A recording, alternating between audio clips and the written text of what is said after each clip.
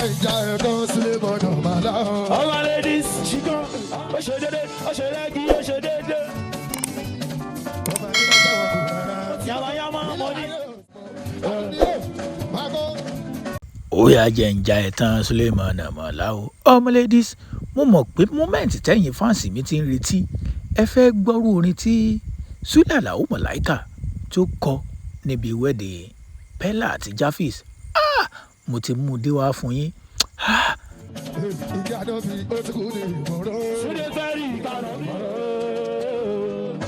Ó tó di pé ń jẹ́ kẹ́ ẹ gbádùn bó ṣe ń lọ. Ẹ mọ̀ pé ojú agbó sì ń bọ́bù lọ́wọ́. Ọkọ ìyàwó ló ń fẹsẹ̀ rajó lọ́wọ́. Ìyá Pella àti bàbá Pella náà sì fẹsẹ̀ rajó.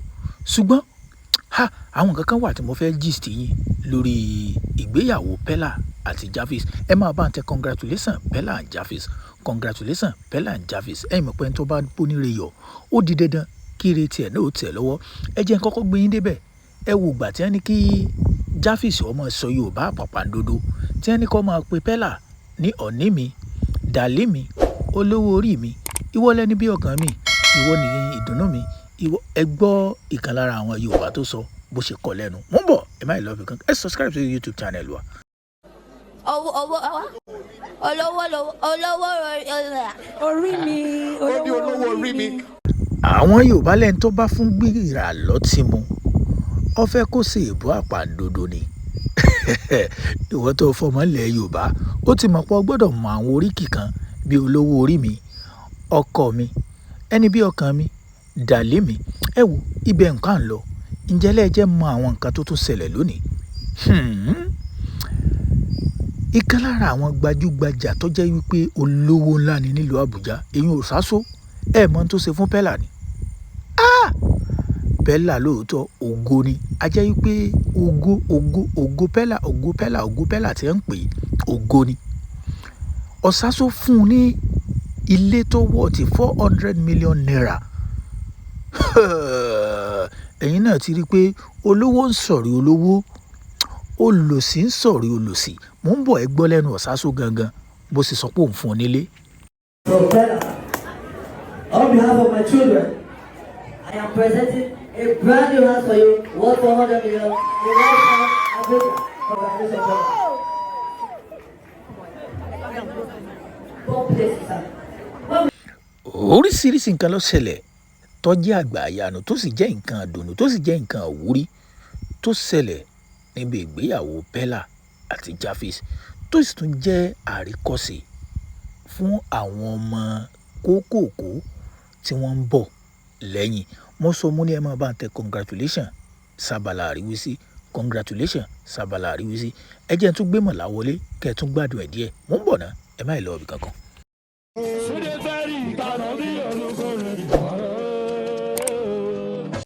Ẹ wò ṣé ká má tanra wa, ògo ni Pella torí pé n tó ṣẹlẹ̀ ó jẹ́ káwọn ènìyàn ó mọ̀ yìí pé ọmọ ológo ńlá ni Pella.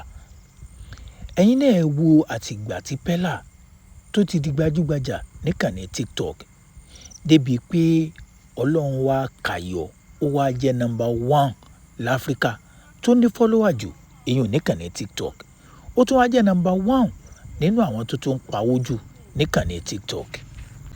Ẹ wo Pella rí orí àánú gbà lónìí. Ẹ wá wo àwọn ẹ̀bùn ńláńlá táwọn ènìyàn tí wọ́n ń bùn. Ó lágbára o. Àwọn ènìyàn ti ń sọ pé mọ́mì Pella àwọn àti bàbá Pella pé àwọn méjèèjì ń ṣe bákan síra wọn ṣùgbọ́n ẹ má jẹ́ àtanra wa. Orí wọn lókun táwọn ènìyàn ń bá wọn fà. Wọ́n wà papọ̀ wọn ò sí papọ̀. Ọmọ yìí ó ti kóríire báwọn méjèèjì. Ẹ̀yin abiyamọ yé àwọn ọmọ tiwa náà ó kóríire bá wa o. Ẹ share fídíò yìí kẹ́ subscribe sí YouTube channel wa àti ẹ̀yin náà mọ̀ pé Pella ò kéré nínú ayé ṣùgbọ́n oríṣiríṣi nǹkan náà làwọn ènìyàn ń sọ ṣùgbọ́n ṣe rí ìgbéyàwó yìí òun ló fẹ́ẹ́ jẹ́ number 1 báyìí ní Nàìjíríà bí mi ṣe ń wò ó. Ẹ rí i pé ńgbà tí ọmọ Ìyábọ̀ Òjó tó ṣe tiẹ̀ èèyàn nílùú Tanzania wọ́n ṣe Nàìjíríà wọ́n ṣe nílùú Tanzania débi pé ó fẹ́ẹ̀ tún ná ti Davido pa. Ẹ rí i pé Pella sì ti ń jànú gbà yẹn ó lóun fẹ́ jẹ́ kí wedding wọn jẹ́ number 1 ní Nàìjíríà torí tá a bá ní ká máa ráǹkì ẹ̀ ẹ mọ̀ pé ti wedding Davido làwọn ènìyàn kọ́kọ́ ń gbé sí number 1 gbà yẹn ìgbà tó yàtọ̀ ọmọ Ìyábọ̀ Òjó náà ṣe tiẹ̀ tí wọ́n fi bí ọ̀sẹ̀ kan sí wọ́n ṣe ní Nàìjíríà wọ́n tún lọ sí Tanzania àwọn ènìyàn wò pé wedding wo nínú ti ọmọ Ìyábọ̀ Òjó àti ti Davido wedding wo la lè sọ yìí pé ó lágbára jù ṣùgbọ́n ti Pella yìí ẹ mẹ́jà tara wa ọ̀fẹ́ ẹ̀nà tàwọn méjèèjì pa o pẹ̀lú nǹkan tá à ń rí nìkan ní ayélujára o pẹ̀lú oríṣiríṣi ẹ̀bùn ńláńlá tọmọ ìgbà o pẹ̀lú àwọn tight settings burúkú ni o ìwọ tó o bá mọ̀ yẹn tó o bá ṣe pé kí ni o lè débẹ̀ ni o dá tiẹ̀ mọ̀ ni o tight settings àwọn olówó àwọn èèyàn ńlá àwọn Cubana chief priest àwọn oríṣiríṣi àwọn èèyàn ńláńlá lọ́wọ́ àwọn yẹn tẹ̀ dé bí báyà Davido wà ní ṣùgbọ́n bàbá ò wà Faith Darkman náà òun náà àfojú ẹ̀rí ṣùgbọ́n àwọn ènìyàn ńláńlá bíi Quit Abiola wà Gégé táwọn ènìyàn gan rò pé bóyá kò ní wá bí wedding ẹ̀ tó ń sọ fún Pella pé kó má wed kó má ṣègbéyàwó kó pẹ̀lú Javis pé Javis ló nífẹ̀ẹ́ pé kankan Gégé náà wà o kódà ó tún wà lára àwọn tó jẹ́ groommen Gégé wá Kọ́lù náà wá Kọ́lù wàhálà ẹ mọ́ Kọ́lù náà bó ṣe jẹ́ wípé Kata Efe tó jẹ́ ọ̀gá rẹ̀ bó ṣe jẹ́ wípé Pella lòun ọ̀fẹ́ rí bí wedding òun Kọ́lù òun raṣọ ó dẹ̀ wá àǹtí ẹ̀ ṣùgbọ́n Kata Efe àròjù Kata Efe oríṣiríṣi àwọn ènìyàn ńláńlá àwọn comedians láti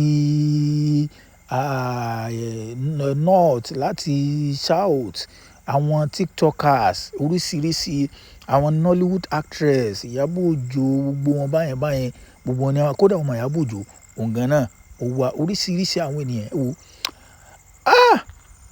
ẹ jẹ́ n tún fún yín mọ̀ láì kí n tún fún yín jẹ bó ṣe ń lọ kẹ́ ẹ tún gbádùn ẹ̀ tíntín mò ń bọ̀ náà.